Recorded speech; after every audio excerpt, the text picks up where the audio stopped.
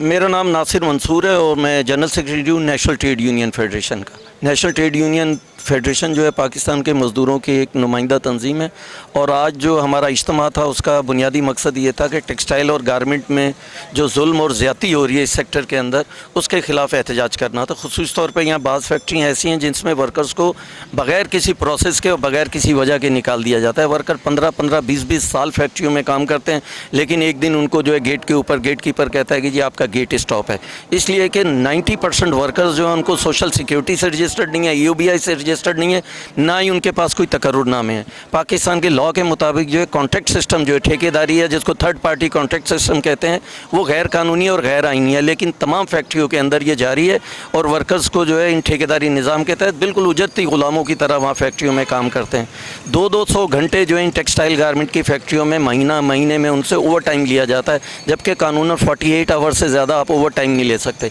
जब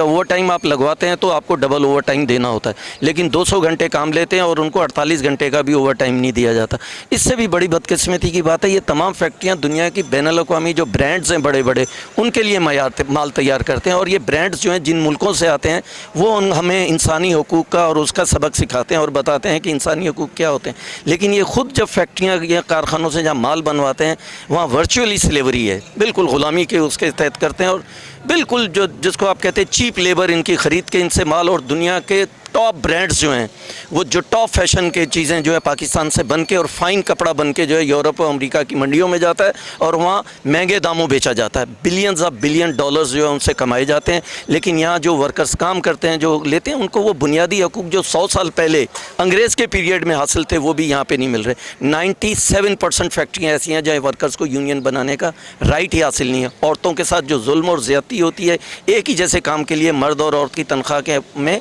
तकरीबन 30% का फ़र्क है। तो हम ये इसके लिए यहाँ जमा हुए हैं। इंटरनेशनल गारमेंट है एक फैक्ट्री, दूसरे नईम इम्पैक्ट्स है, वहाँ पे रिसेंटली वर्कर्स को निकाला गया है। एक साइट एरिया में है जो नईम इम्पैक्ट्स है और दूसरा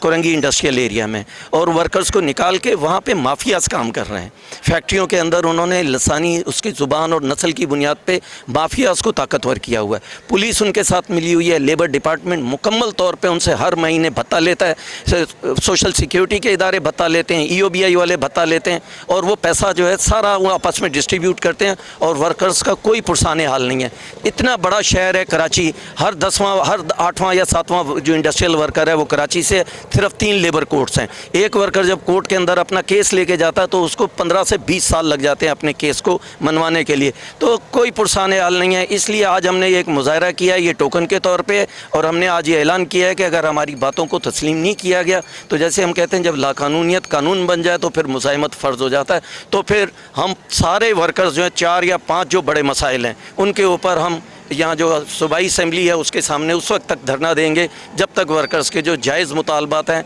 वो तस्लीम नहीं किए जाते।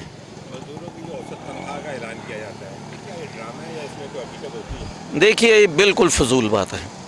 किया जाता है लेकिन वर्कर्स को कुछ नहीं मिलता। अभी भी 25,000 की बात सबसे पहले बिलावल भुट्टो साहब ने की थी, लेकिन सिंध वो बदकिस्मत सूबा है जिसमें अभी तक जो है उसकी नोटिफिकेशन ही नहीं हो पाया। तमाम सूबों ने बाकी ने 25,000 का कर दिया, फेडरल गवर्नमेंट ने भी कर दिया, और जहाँ से चले थे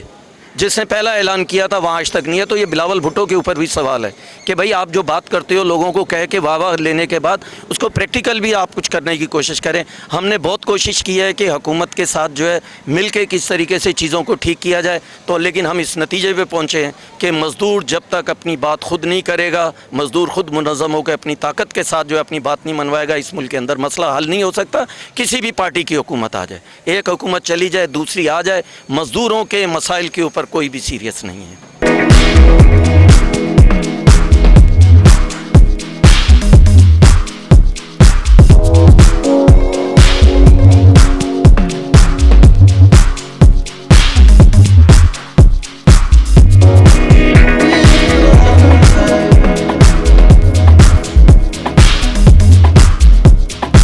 मेरा नाम ज़हरा अकबर ख़ान है और मैं जनरल सेक्रेटरी हूँ home based women workers federation की। और आज का जो एहतजाज था ये मुसलसल लांडी कोरंगी ज़ोन ऐसा ज़ोन है कि जहाँ सबसे ज़्यादा मज़दूर है, 17 लाख के करीब मज़दूर है, लेकिन रजिस्टर्ड जो है उनमें से बहुत ही कम है इसमें। और वहाँ मुसलसल एक बात ये हुई जा रही है कि वहाँ पे वर्कर्स को जो है वो निकाला जा रहा है, मतलब जब ईद का सीज़न होता है, ईद आ रही है या इस तरह की कोई ओकेजन्स आती हैं तो उनको निकाल दिया जाता है ताकि बोनस ना देना पड़े उन लोगों को या उनकी सारी चीज़ें। तो वर्कर्स भी ये है कि उनको राइट्स का नहीं पता होता कि क्या हुकूक लिखे हुए हैं कवानीन में, क्या आइन में हक लिखा हुआ है, तो उनको भी बेचारों को मालूम नहीं होता कि क्या है, किस तरफ से आना है, किस तरह से लड़ना है इनको। तो मुसलसल ये चीज़ होती जा रही है, तो जिसकी वजह से आज हमने जो है ख़ास तौर पे जो है इंटरनेशनल टेक्सटाइल के मज़दूरों का इशू उठाया जो पिछले अक्टूबर से चल रहा है। मतलब हमने लेबर डिपार्टमेंट में भी कंप्लेन की है, 3 सुनवाई हुई वहाँ पे, लेकिन लेबर डिपार्टमेंट भी कुछ नहीं कर पाया है वहाँ पे। तो अब मजबूर होकर हम जो है वो प्रेस क्लब की तरफ आए हैं, लेकिन ये एहतजाज अभी यहाँ रुकेगा नहीं। ये एहतजाज हम पूरे लांडी कोरंगी ज़ोन में करेंगे जहाँ पे सारे मालकान बैठते हैं, उस ऑफिस के बाहर भी हम करेंगे, और फिर अगर वहाँ से कुछ हल नहीं निकला तो फिर हम जो है वो असेंबली का घेराव भी करेंगे। तो बुनियादी तौर पे हमारा यही मुतालबा है कि इन मज़दूरों को जो है वो बहाल किया जाए, इनको सोशल सिक्योरिटी के इदारों से रजिस्टर किया जाए, और जो 25,000 तनख्वाह है